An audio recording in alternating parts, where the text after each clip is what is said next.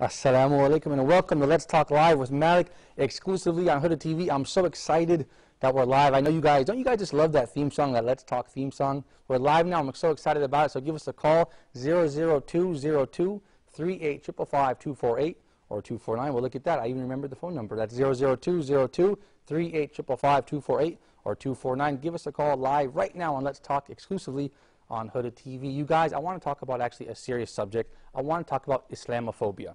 Let's take a look at that word first, Islamophobia. That's a Greek word, right? Phobia, which means fear of Islam. But that's a misleading word, a misleading term, because we're actually talking about hatred against Islam and Muslims that has actually led to violence against Islam and Muslims in Europe and America. Recently we saw in San Diego, California, a 32-year-old woman from Iraq originally in San Diego, California was beaten to death. She was beaten to death on the street by a man who had an iron rod who hit her in the head. After 3 days in the hospital, she died. Her name was Shaima al-Awadi, excuse me, my poor Arabic, Shaima al-Awadi. She was 32 years old and a mother of 3, and they found next to her body on the street a note that said, "You are a terrorist, go back to your country." So Islamophobia is a wrong word here. We're talking about hatred of Muslims that has actually equated to violence, and this is a very serious subject. And I brought two dear brothers to my heart to talk about this subject with me. I want to focus in this episode, however, on Islamophobia and violence and hatred against Muslims in Europe. So I brought two German Muslims with me, inshallah, alhamdulillah. I'm so happy to have them. You might know the first brother, Abu Hamza Salahuddin, a.k.a. also known as Pierre Vogel from Cologne, Germany. I also have a regular and a friend, a dear brother of mine. He's been on Let's Talk before, an IT specialist and a prominent German Muslim revert as well, Brother Tahir Boryan. Assalamu alaikum. How are you guys doing? Wa alaikum salam. Now, I feel like we're live from Berlin right now, but we're not. Thank you guys seriously for joining me. It's always a pleasure to have you guys. Thank you so much. And of course, we have our handsome studio audience, mashallah. Thank you guys for joining us as well. A lot of people don't know this brother in the back right here with the microphone. What's your name, brother? Assalamu alaikum. My name is Muhammad Adil. Alaikum salam, brother Muhammad Adil. A lot of people don't know. He's actually my Arabic teacher. MashaAllah. Thank you for coming this time, man. Thank you so much. So, like we said, starting with you, Abu Hamza, what is the reason for this hatred against Islam and Muslims in Europe? Maybe you can share your experiences in Germany, because I think we all agree there is a hatred against Muslims and Islam in Europe. No, actually, this Bismillah ar-Rahman ar-Rahim, this is actually a very long topic, but to start right in front, you know, to talk about why there is this hatred spreading, where does this agitation come from? There is a direct and an indirect agitation against Muslims. Okay. And the direct agitation is in a lot of websites in every country in Europe. And these websites are, and I want to say it from the beginning, are using the propaganda methodics of Adolf Hitler in a former time. Okay. Adolf Hitler, he wrote in his book, My Fight, 4 points of propaganda, that it has always been capable or easy for the easiest minds, you know, so you have always to repeat stereotypes always and always again. Then the next thing is that you should never mention something good about the persons. This is now what they do with Islam. If a Muslim says something good, they say, this is taqiyya, you know, he's lying about this religion. Or they say, or it's a non-Muslim. You know, it's one guy, his name is, for example, Muhammad, but it's not related to Islam. But it has nothing to do with Islam. And the fourth point is that they say you should destroy or defame those who defend them. And these are now in Europe who? The socialists and the, you know, like the people, you know, like the communists and so. And this is also the reason why Anders Breivik in Norway killed the socialist youth. And this, I really want to say this. This is exactly what Adolf Hitler did when he became the leader of Germany in 1933. The first thing he did was he burned by himself the Reichstag. Reichstag is a big building from the government, and then he said, "Oh, this was a socialist who did this, a communist." To stop the communists. You know, of course, the communists are not supporting the Muslims, But you know, we see the same way. How do they call this guy Anders Breivik right now? They say he's insane. I tell you, he's not insane. Because when you read the book, for example, Genocide, Worse Than War, that's a book from Daniel Jonah Goldhagen from the US, a Jew from the US. Okay. He writes about genocide all over the world, and he mentions one common thing with all the people who killed children, women, innocent people, everything, that they afterwards said, we did it to defend ourselves. Right. And that's the same what Anders Breivik says right now. He said, I did it for my Right, self-defense. right. If I don't do it, they will later do it with me. Right. The German Nazis, when they killed little children, they said, if these children will become big, He will kill they me. will kill us. And that's the same what they say now everywhere in Europe about Muslims. There was another guy, Alexander Wiens, who killed Marwa Shabini. Yes, that's the excellent. German, Well, thank the you for bringing German that up as well. media. People forgot about You that. know, there is a lot of things. In Right. Germany, and nowhere in the Arabic media you hear this, there was a NSU, this is a Nazi group, they killed 9 Turkish people. You know, and Brother so Dar on. had mentioned that to me. Yeah, actually, yeah. There was a neo-Nazi group that had killed. Yeah. You know, there are a lot of these things, and all these people say the same, like all those who were involved in genocide, be it in Bosnia or in Rwanda, Hutu or Tutsi, Right. or the Nazis or whatever, Red Hammer, all these people, Right. they believe that they are right, and this is what they now say, and this time they say the Jews want to conquer us. Now they say, yeah, the Muslims are dangerous, Right. they are dangerous, dangerous, dangerous, dangerous. Right. And the people are ready to say, yeah, we have to defend ourselves, we have to kill them. Thank you for that insight. Go ahead, Brother Tar. Yeah, actually, I think this will continue because the shaitan exists, and his biggest enemy is Islam. So he will find ways, he will look for ways Right. to fight against Islam. And as long as the shaitan exists, and he will exist until the end of the earth and until the Yawm al-Qiyamah. So this is the situation, and That he we has have, his right. weapons and using some, and there are shaitan people, shaitan men, and shaitan jinn Right. influencing other people. So this is the way how it is going to continue, and we have to fight against shaitan, to Of try course. our best, and inshallah, and our weapon is Islam. This is our weapon, what we have to use against Of him. course, yeah. inshallah, bismillah.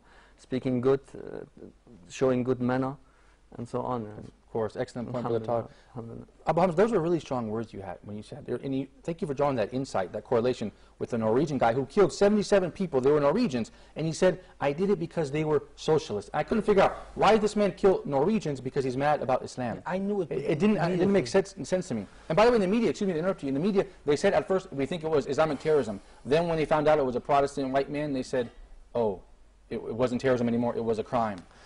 And by the way, I told you that there are certain websites in every European country. There are some movements in every European country. Like in Germany, there is politically incorrect movement. Okay. Like in Holland, there is Geert Wilders and his movement. Right.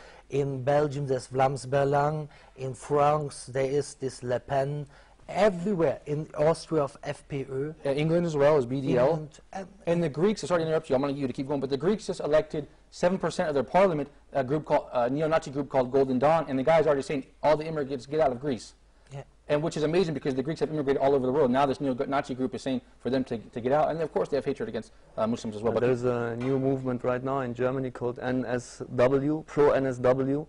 And it's really amazing what they are doing right now. NSW. Really bad. You know, actually, you know, this group is existing for more years now. There was a big demonstration, pro-Köln, pro-NRW, in 2008, where and in 2009 also. But they have now a new way to provocate the Muslims, that they come with a Muhammad caricature Right, so it's Islam, right. to alayhi salatu wasalam, and of course, you know, this is something, this is the red line. Right. Insulting the Prophet is for Muslims the red line, Yeah. and this is what they are now using. But what I wanted to mention is that this guy, Anders Breivik, he was a writer for such a blog in internet who is spreading hatred against Right. Islam in Norway. Okay, This is right. very important, you know, and what I want to say is, I know this topic quite well, inshallah, because I made some lectures about it, and the people were very shocked and I realized that the German media doesn't like it.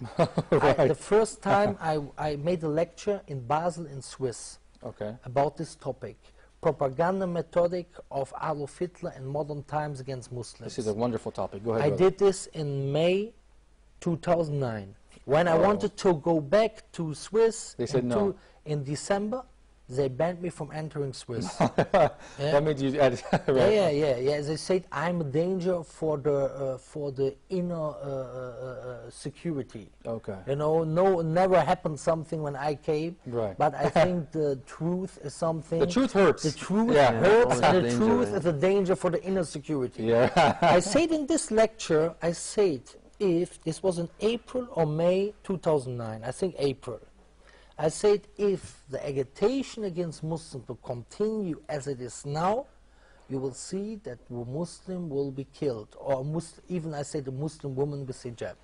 In May 2009, I said it to Hannoversche Allgemeine, that's a newspaper in West Germany. Okay. I said, if you continue your spreading hatred against Islam, and if the German government is not clothing these websites, you will see that the first woman will be killed. On the 1st July of 2009, at night we got a phone call. An Egyptian woman, her name is Marwa Shabini, That's right. was today stabbed in the court of Dresden. Right. When we hear this, the first thing what I wanted to do is, I wanted to know, is this right? Because maybe we spread something, and later on we realized this guy told us a story, a fairy tale. Right. So what I did is, I looked at all the newspapers and the internet and all the news. I didn't find anything. Then late at night, there came some news. A woman was killed in the court. Right. It was something about a quarrel in the playground. Right. So what I knew immediately, that the German government, and I say it very loud, I don't care about them, that they want to hide this of course. fact. They want to be very quiet. Yeah. Because they are very, you know, they don't like it when people say because of our past. Right. You know, and I also want to mention, not that we have a wrong understanding, not everybody in Germany is hating Muslims, and Of it's course like, not. Yeah, no, we wanna make that no, clear. I want to differentiate. We are not like them. Right. You know, we want to differentiate. There are people who are openly, people who have some tolerance, and there are people who have hatred, but they are rapidly growing minority. Right. So when this happened, we tried to spread it everywhere, and you know, Mashallah. Right. to Yeah, I have the feeling right now too that they are trying to hide what's happening right now in Germany with Right. this pro-NRW. I'm wondering that many people, when I'm asking, did you hear this? What happened now in Germany? Nobody knows. Because there's some clips on it's a little YouTube bit- I think you both have seen. Yeah. Of some fighting in the streets and. Yeah, but you know like you said- what is the reason for this? Because these neo-Nazis, they took some cartoons and really surrounded by the police, and they are going to masajid, and the Right. police are like taking care about them. Right. Nobody can touch them, Right. and it's supported by the German. They approved it. The German Right, government right. approved it by in the court with a court, and so they are going with these cartoons and provoking the Muslims. Right. And I think every Muslim, when he's hearing about this, when he hears about this, so, and he's Right. going totally upset, if you, and cartoons of the Prophet, sallallahu alaihi wasallam. But shouldn't we have a So- better response? We have to put together a coordinated response to this, right? yeah, you Not know, just to get angry, although naturally to get angry, but not to act with violence, because people react with violence, and this is a bad approach.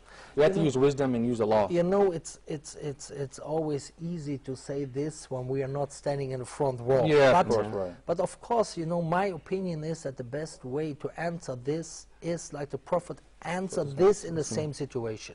You know, there were situations where the Prophet answered with power, Right. because Islam is not a pacifistic religion. Right. Let's get that straight. And right. we want to mention this, Right, you of know, course. and you know, this is really a red line. But at the time when he was in Mecca, he was, and I talk also with some sheikhs about this, he was answering with his dawah.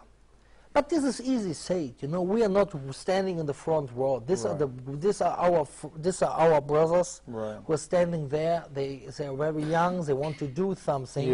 And it's also not right that we really attack the police. But what happened is they wanted to go to the police, to these people, to take this picture. So what happened is the police had to defend these people. I mean, this is a law in Germany. In Germany, it's also allowed. They have to think about a bit more about their understanding of freedom of speech. Throughout the world. Pierre Vogel, I'm speaking about the fact. You know, can you imagine in Germany if somebody is taking a picture of Adolf Hitler, would they let him? That's with a a great picture point. That's a with great Adolf point. Hitler? No, They would say it's not absolutely- possible. no, But as long as That's what he was saying. as these are Muslims, Yeah, as they long let as it- these they are let it Muslims, go. we can provoke them. We can. That's a great point. This Yeah, is that's what exactly, you this is But exactly what I want to say. That's what you meant. Yeah, know, we have to rethink they freedom of have speech. to think about their understanding about freedom of speech, because it's not right that you're allowed to do anything.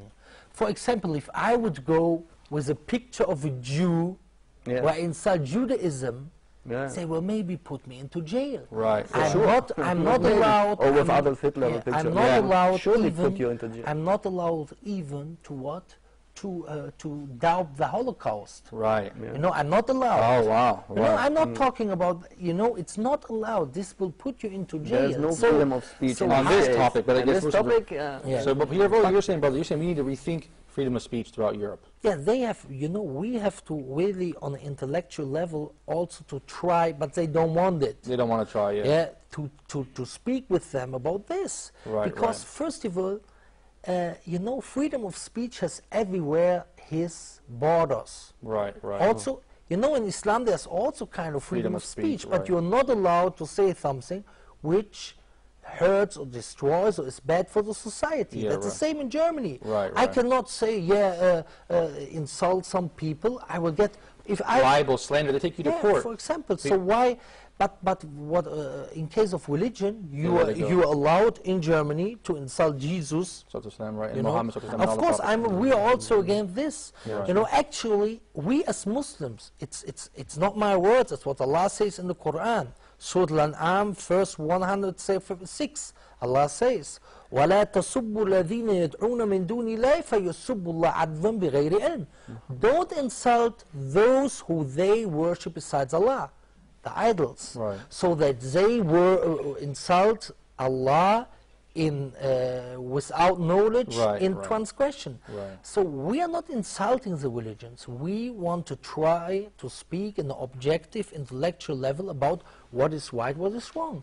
You can discuss with us, is Islam the true religion? Allah says in Surah Al-Nahl, verse 126, He says, "Urtu ila sabila rabbika," I think 126 or 125, "Urtu ila sabila rabbika bil-hikmati wa maw'idhati al-hasana wa jadilhum billati ahsan." That means, call to your way of your Lord with wisdom and nice speech, and dispute with them in the best way. A dispute can only be if there's somebody who has another opinion. Excellent point. So this is something we have really to talk about with them. Excellent point. Thank you, Brother Hamza. Brother Tahir, stay with us, you guys. And so the audience, don't go anywhere. You guys at home, don't go anywhere. We're still talking about Islamophobia. Stay with us. We're just going to take a short break. We'll be right back. Abu Hamza, in the previous segment, you had said something very interesting. You had said the agitation against Muslims in Germany right now, and in Europe, we can say, Brother Tahir as well, is similar to the agitation against Jews before World War II. That's a big statement. Can you elaborate a little bit on that? And tell the Muslims in Europe, do they have a reason to be scared, or should they feel confident? You know, we should not be scared. فَلَا تَخَافُونَ وَخَافُونِ إِن كُنتُم مُؤْمِنِينَ. Don't fear them, but fear me if you are believers, says Allah in the Quran. You know, but we should be aware. Okay. You know, the Prophet ﷺ, he was always aware what is going around him. So we should be aware. But we should not despair or think, oh, we can't do anything or whatever. But I think the best way to answer is to fight against this fear. Because, you know, when in the Second World War, in the year 1941, the war against the Russians began. Okay. And the Germans killed there 25 million people. How was this possible that they killed all the civilians? It was possible because before they told them, these are people, you have to kill them, otherwise they will come back to you. Right. How we can stop this phobia, if we call it like this, Okay. the best way is to confront the people with a true Islam. You know, this is some people think the best way to go away from this is to hide Islam, that they don't see you, but it's opposite. Right, You right. have to confront the people with Islam, because when they see you, when they talk with you, even if they don't like you, but this attitude Right. that can grow even to kill somebody, this will not appear. Right. This was also the problem of the Jews. You know, the Jews did not confront the people. Right, What right. kind of agitation is this? Right, right. You know, but I want to mention for all the Muslims around the world, Yeah. around the world, and we have to have this in our heart. Islam will enter every house. These are not my words. These are the words of the Prophet ﷺ. He says, لا يترك الله بيت مدر ولا وبر إلا أدخل هذا الدين. Allah will not let any house, be it of stone or a tent, but He will put this religion into it. And Allah says in the Quran, He says, وَكَانَ حَقًّا عَلَيْنَا نَصْرُ الْمُؤْمِنِينَ. It's our obligation to make the believers victorious. So don't be afraid, but be aware and work. That's my That's your advice. my, Thank you. yeah, Jazakallah khairan. advice. Thank you, Sheikh Abu Hamza. To me first, and then To for all the the other Muslims. people. Jazakallah. Thank you, Sheikh Abu Hamza. Very inspiring, actually. Brother Taha, we saw the rise of a neo-Nazi group, like I said, in Greece, who surprisingly won 7% of the parliament. With the rise of this kind of right-wingism, extremism, I guess we could say, do you think it's possible that the Muslims of that the people of Europe will try to give the Muslims a Holocaust No, as well? Do you think it's like, because we're talking about agitation against Jews, and look what happened. Do you think? No, I don't think so. That It's not to that could extreme. happen. I don't think so. Yeah, yeah. I hope, inshallah. Yeah, I'm yeah, sure right. it will not be. But I don't know what are the intentions right now. Right. Why the court, the German court, let this people making this cartoons and this Right. provocation. I don't know their intentions. What because it's not logic. Maybe there is like what I thought also. There's like an economic problem right now in They Europe. want to distract people. So they want to focus now on another point, and there is like a black sheep to focus on the black sheep and let the people think about something else. So actually, this is well known from all from other leaders that if there are like internal problems, they want to make a war with another land to focus on not on the internal problems. Right. I remembered right now also something. Maybe it's another No, topic. go ahead. But Go ahead. a brother, a good brother, it's called Ahmed von Denver from Germany. He was well known before. He said a non-Muslim. His example is like this. Yani, he also a non-Muslim who has not Islam in his heart. He has an internal war Right. from his heart. He has an internal war. So what he is going to do? He starts making external wars against other peoples, but Right. not wars. I don't mean with violence or something like this. Maybe verbal wars or Right. verbal discussions. Right. Not to think about his internal problems. Yeah, of yani. course. Yeah, that's a good point. This is yani, maybe something Related to this going back topic. to the individual. Yani. Yeah. But I guess that it could be. I don't know the reason why they are doing this and how far it will go. Good question. And as you think, could it go until the Holocaust like it was with the Jews? I hope, inshallah, bismillah, it will never go. And what we need as Muslims right now, I think, is like we need to have power, because actually they can do now with the Muslims whatever they want, because the Muslims have no power. There's nobody supporting these people They don't enter who the are like political making scene. protests in the street against this Right, against right. these cartoons and against these actions from these Nazis. Nobody, not an Islamic or a power like a caliph Yeah. is supporting these people. Yeah. So they are like Playing with the defenseless yeah, people. yeah, Excellent so point. I think it's. And by the way, speaking of all this stuff, you guys know today in The Hague in the Netherlands, that Serbian man who was responsible for killing 8,000 Muslim people in Srebrenica was on trial today. Yeah. And inshallah, we hope that he will have justice served against him. So that's an interesting topic. And this was just in the 90s when we were talking about we're talking about all this bad stuff, genocide and Holocaust. Look what they did to the Muslims of Bosnia. Yeah, And that was in Europe. And you know what, if I might add, in Srebrenica, they said there was UN Dutch peacekeepers there, and they pulled out because they said we can't stop the Serb forces; they're too strong, and they killed 8,000 people. That makes me so mad at him. But Malik, I don't think that he is the one who is the only one who is responsible. They throw him out like now like to the lions right now, and yeah. but maybe the other responsible people, maybe they are now counting their money or something like this. And this is also what happened maybe with the other the leaders like Mubarak or something. Yeah. He's the one who is in the court. The scapegoat, Yeah, but so other peoples who are like also responsible for many bad actions. They are still counting money behind the scenes. Yeah.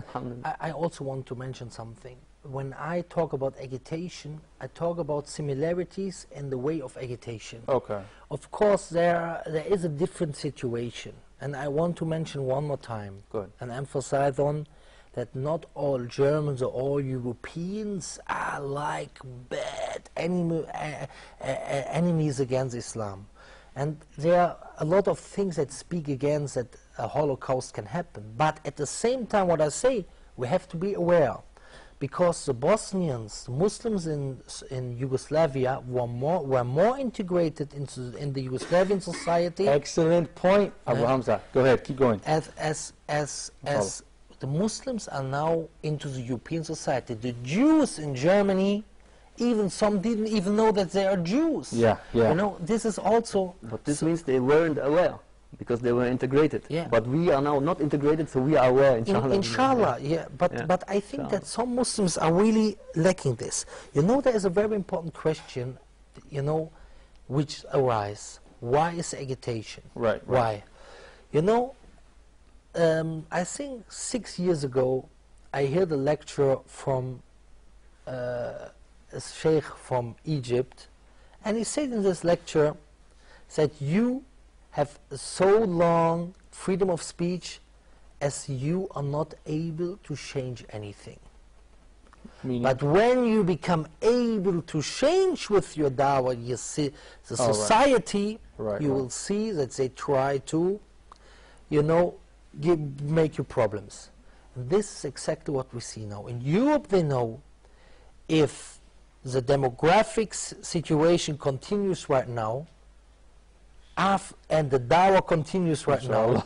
You know, like in German newspaper, it was written in Frankfurter Allgemeine in March 2007, that those who accepted Islam in 2006 were 14,000 people. This was written in Frankfurter Allgemeine. So now you see neighborhoods in Germany, like my son, he was in the school in Bonn, in the primary school, there were from 21 pupils, 16 Muslims. MashaAllah.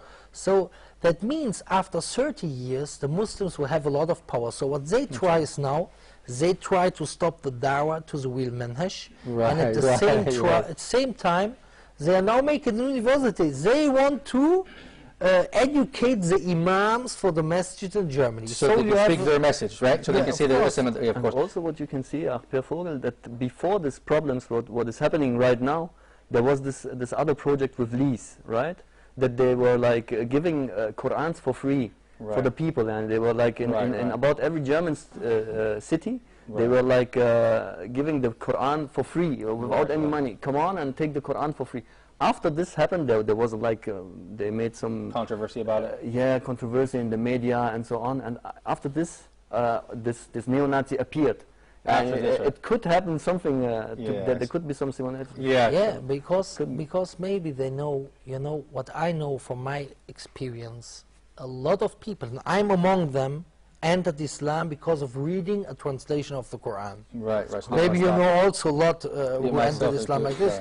So our aim was, or the aim of the brothers, to distribute 25 million translations of the meaning of the Quran in Germany.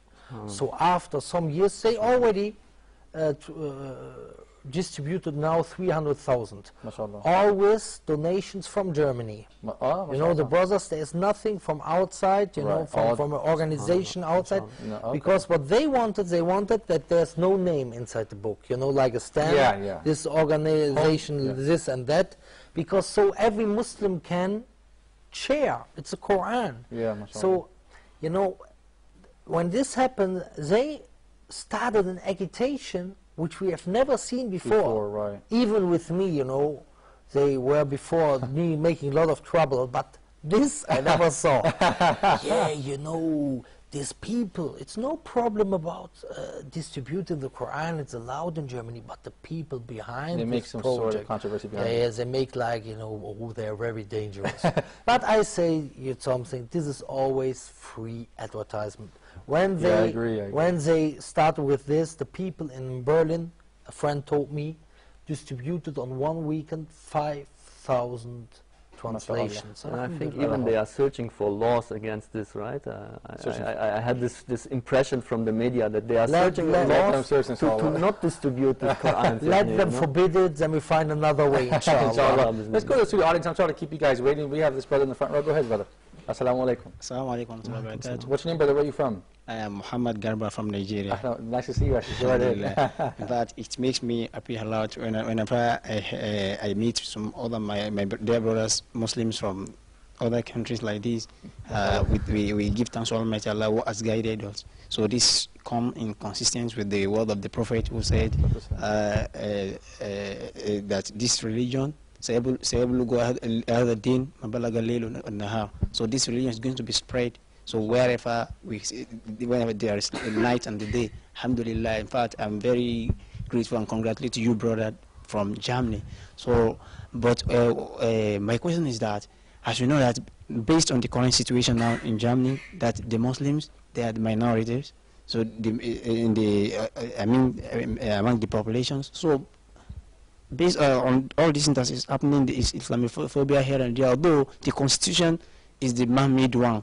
So, but still, they are claiming human rights here and there. Is this not a constitution not protecting the right of the minorities? So, or what the government is doing towards this, or the government keep silent, looking that they should be fighting Islam like this? Excellent point. You want to answer? You know, to be fair, you know, for example, the one who killed Marwa Sherbini, he went into jail for life sentence. So. I want to be fair, that the people don't get the impression that we in Germany we have to go like this. What they try to do, they try to bend their laws as far as they can. I give you an example. Me, for example, I was giving lectures all over Germany in mosques. Okay. So what happened is, in these mosques, so a lot of people accepted Islam. So the German Secret Service, they went to all the mosques, and they say to the people, hey, you know, you are our friends and we like you very much, so please sign a contract, integration contract, so you only invite those people we like. So they didn't ban me because it's not allowed, you know, in German law, you have the freedom of speech. But if you take the directors of the mosque as your friends, then you can that it works that you cannot go anywhere to these places anymore, you know. So I don't want to say, you know, that everybody is unfair and everybody is against us or something like this. As I told before, there is a rapidly growing minority, and this rapidly growing minority is influencing the politics also, and they're making a lot of trouble. And also the Secret Service, they need some success sometimes, you know. They need so when they can say, yeah, you know, we have something to do. These people are very dangerous. Otherwise, you know, we don't need a Secret Service. So these people need a job. Poor guys. Excellent point. Thank you guys. You guys at home, stay tuned for more Let's Talk right after this short break. Talking about Islamophobia with Brother Tahir and as well as Sheikh Abu Hamza. You guys, I think it's an interesting discussion today. It's always interesting to talk about relevant issues. I was shocked recently when I saw on the news, you know, this Islamophobia of right-wing groups. They say it's a small number. It's not a large percentage of people. But like you said, it's growing. And something else. You know, a lot of people, they are afraid to show that they are from them. Right. Adolf Hitler, it's also from history. In 1928, he had 2.6% of the votes in Germany. 2.6% only. In 1933, he won. So when he won, suddenly everywhere in Berlin there were this flags, you know, for the Nazi party. All of a sudden so like the this. people were wondering, how come Right. the So situation is like this? So, you know, it could be that there are much more than those who really stand in front and openly say, yeah, we are against them. Right, excellent point. Brother Tahir, you know, Sheikh Abu Hamza told me a funny story, interesting story, about Turkish immigrants and their lack of integration in Germany. Do you like to share that story? Do you remember you told me that? You had talked about the Turkish people in Germany, they're not well integrated, we can say, into German society, and this causes agitation for the German people. Do you think this is a major point or no? This is what is talked about. You know, there was also written a very bad book about the destruction of Germany by Tilo Sarrazin. This was also a milestone in the agitation against Muslims. It was written last year or 2 years ago, and he was writing about why are the Muslims so bad integrated, and he mostly took the Turks as an example. And this is unfair. Because you said when the Germans go to Turkey, they like them. You know, the Turks, they were brought to Germany, and they wanted to go back 10 years later, and they were all put in one neighborhood, and they have the German, the Turkish barber and the Turkish shops and everything, and then, you know, they're all living together, they're all working together. Of course, they're talking only their language together, and then you say, hey, why the education is not so good? And they were actually people who came from Turkey, and they were not the best educated people of Turkey. This is the reason why they went to Germany. So they say, look, these guys are not well educated.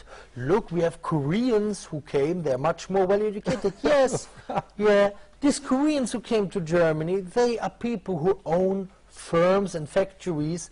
Of course, they have a different background. And then I say to them, you know, it's amazing. You know, the Germans, all holiday, they go to Turkey, and they say, oh, nice people, so much hospitality and everything. And then they come back to Germany and say, hey, I have problems with the Turks. So I tell them, you know, if you have problems with the Turks in Germany, this is what the Germans made out of this Turks. So MashaAllah, very funny story. That's a nice way to look at it. Let's go to the audience. So do we have a question? Yeah. Assalamu alaikum. Alaikum salam, brother. How are you? Fine, thank you. It's not actually a question. It's more of a contribution, talking to what he said. Personally, I think Islamophobia is kind of a propaganda by the enemies of Islam. I can say the governments, the enemies, the governments that hate Islam. They are trying to use the citizens, the ignorant citizens, as a tool to destroy Muslims, because they know one day Islam is surely going to come up. So personally, I think if you see someone that really has that hate against Islam, you should talk to the person in a different way, because I kind of term them as ignorant people.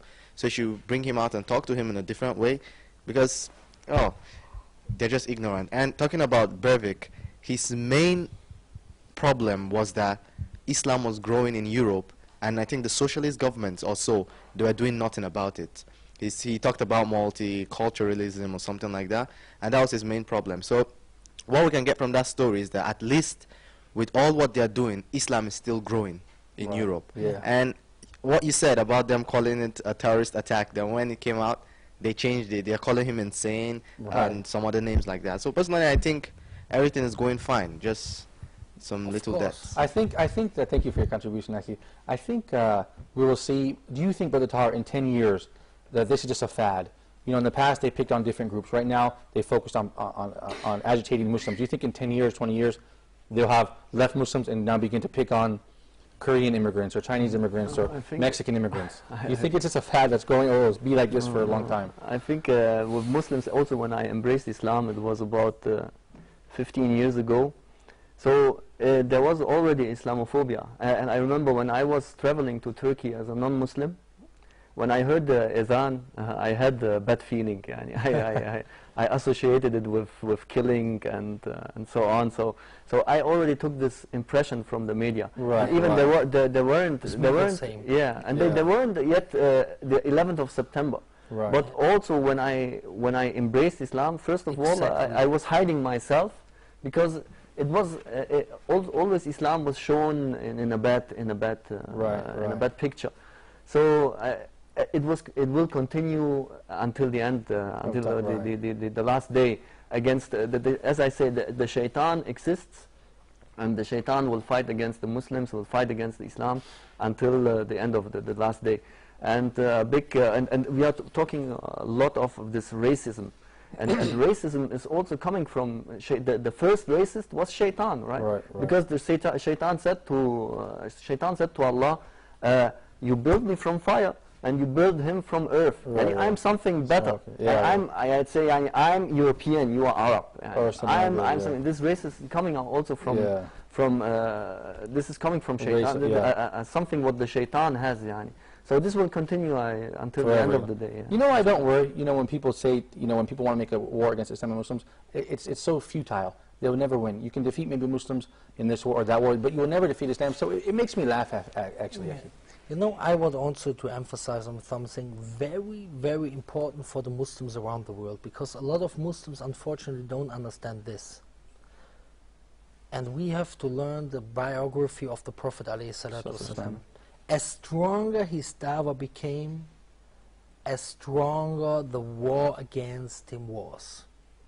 When we see the Meccan period, in the 10th time after he was sent as a prophet, the dawah was almost fully stopped. Right, okay. And the win of Allah, the victory of Allah, has always two ways. It comes in a situation where you have no way out anymore. Like Musa alayhi salam, when he was standing at the Red Sea, there was no way out, the help of Allah came. Right. Musa, but he had to do something. Right. He had to put the stake, hit the stake on the sea. And then Musa went through the sea, and when he was on the other side, he was hitting against the sea. But Allah did not close the water. Why? Because Allah had a different plan. He wanted that the Pharaoh enters the water.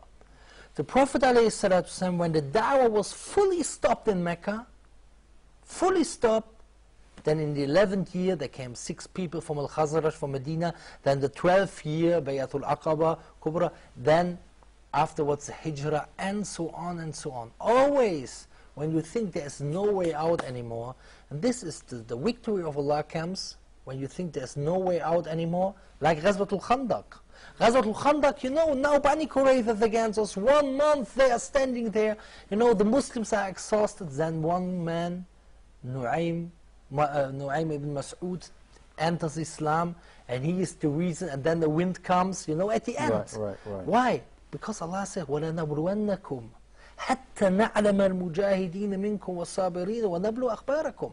And this, you know, we will test you until we know those who struggle and those who are steadfast. The next thing is, the wind comes always in a way you don't expect, and sometimes you even hate it. Why?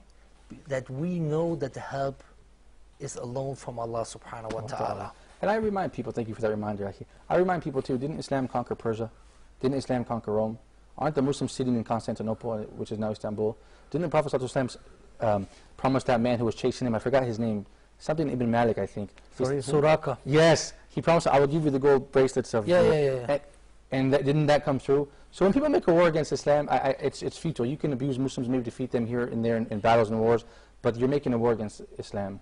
These countries... وَالْعَاقِبَةُ لِلْمُتَّقِينَ. And the end is for the God-fearing. And people say to me, excellent point, people say to me, you know, we have a constitution, we're a modern country, we've been here 100 years, 200 years. I say to them, you know, we have the laws of Allah. In 10,000 years, they called Muslims backwards. In 10,000 years, were those countries that we are talking about today even exist? Where their constitutions and laws have changed 100 times over? Today in California, they said homosexual marriage is okay. Next year, the voters said it's not okay. So which one is it? Yeah. You know, so inshallah, I don't think it's Islamophobia. I don't think it's, I think Islam, inshallah, will withstand it and only get stronger, inshallah. Of course, that's the way. Yeah, that's the way. Do we have anything from our studio audience? Yes, Alaykum salam. By the way, you from? Ahmed, and I'm from Egypt. First of all, I just want to say, may Allah make it easy for all our brothers around the world who struggled because they are Muslims. And then I have a question to our brother Vogel. You mentioned in your speech that in every problem around the world with Muslims, there are persons who are in the first row who are struggling more and more because of the problem. What is the rule, and how can we help those who are in the front row, in spite that we are in a big distance from them. How can we help them? Every Muslim in the world, how can they help them? Excellent point. Thank you, Brother Zakir. We only have 2 minutes before the end of the program. I want to start by saying I think it's good for the Muslims in Muslim countries to be a good example, so people that the Muslim minorities in Europe and America can have something to look towards and say these people are being a good example and they're supporting us. So what do you think, Sheikh Abu Hamza? The first thing, you know, the good example we hear always, this is good, but I want to say we have to have an aim. And then we have to go this way until the end. Our aim has to be to do everything that every heart beating is for what? To put this religion into every single house on the whole world. This is our aim. Let's look how we can accomplish our goal, inshallah. Right. I think also I think the best way to help them is dua. Yani the strongest weapon of a Muslim is dua.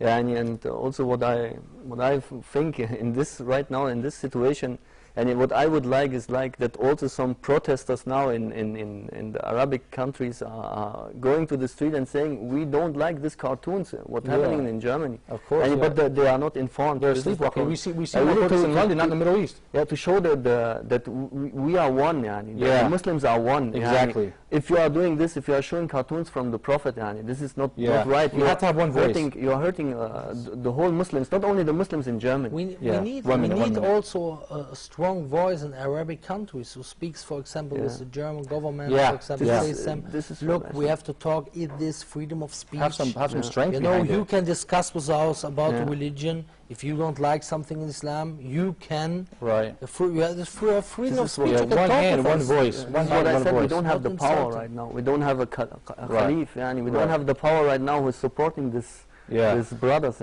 I think that's the end of the episode, you guys. I want to go longer, but Brother Muhammad out in the back, he needs some water. He's coughing a lot. We're going to end the episode now, you guys. I just want to reiterate, we're one ummah, we're one voice, so we need to stick together, inshallah, we'll get to these difficult times. Thank you so much, Sheikh Abu Hamza, Salahuddin, Pierre Vogel, all the way from Cologne, Germany.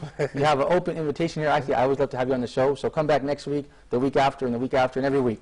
Make sure you the co-host, inshallah. Inshallah, no, you know, the next week's, inshallah. Okay, we will. We'll work together, inshallah. Thank you. Thank you so much. Brother Tahir as well, the same goes for you.